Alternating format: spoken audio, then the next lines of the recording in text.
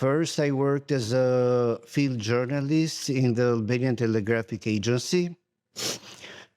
I spent there almost a year. It was a little difficult in the beginning. Why? Because you have to find sources. Yeah, and that was not a simple job. I think finding people to trust you, not you specifically, but I find it difficult in Albania to find sources that trust, because Albanians are generally not very trusting of people, especially decades ago. I imagine it was even more. Yes, it was much more difficult than it is today. Today, the journalists have the news on their phones, are the institution who send different statements. Yes. While back then, you had to work hard to find even the simplest event that had occurred. Yes.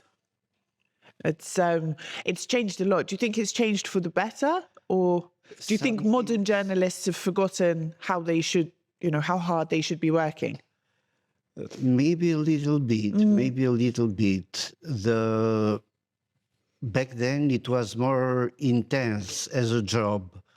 While today it's a little bit more lazy, let's call it like that. Because I remember even, we used to have to go to press conferences. Yeah. Now or forums or summits or events, and you stand outside in the rain and the cold, or you sit there for hours because their train's delayed. Or now you're like, you sit in your office or at home. Oh, I'm going to just watch the live stream, and I'm going to get AI to transcribe it. And then you don't actually have to physically go out and do it anymore, or even meeting sources. A lot of people, they just do it on the phone or WhatsApp. There's not that, physical aspect to the job that there was before. But you lived abroad for a while, didn't you? Can you talk to me about that? I've lived in Italy for 2 years, 2 decades ago. I was there to study economics. I attended the university, but it didn't went quite well. What happened? It was a little bit difficult, even that, because I had to study, and meantime I had to work somewhere I can handle myself. So it made things difficult for me to reach the proper results in the university. So I decided to come back here in Albania. Yes, but why did you decide to go to Italy in the first place? Was it because of the course or the university, or? It was something new that came in Albania, a new opportunity to study in Italy. And me and my family loved that as a chance, so I decided to try. But it was not as simple as we thought it would be. Yes.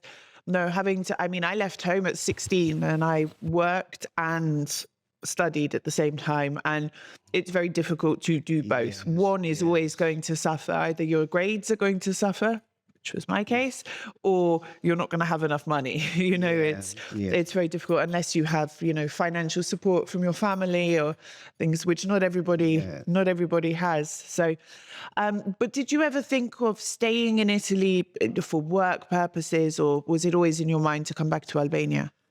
My priority was the school, the education, the instruction.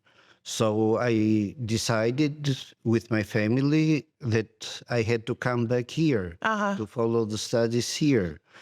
And as I said earlier, the new media opportunities that started to, let's say, to intensify in Albania pushed me to try the journalism.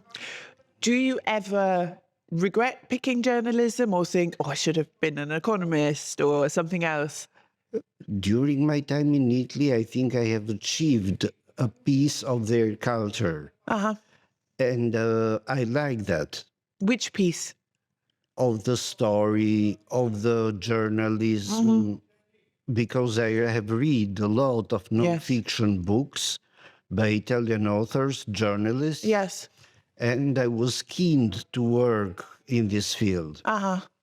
So you never thought, oh, I should have chosen a different career path, or I don't think 'cause so. it's hard being a journalist. It is you know, very it's hard. It is very hard. long hours, stressful, difficult to get rich unless you're lucky or corrupt. You know, it's I'm not seeking to get rich. no. That's why we're authors of books as well. You know, Yes. we love what we do. It's not about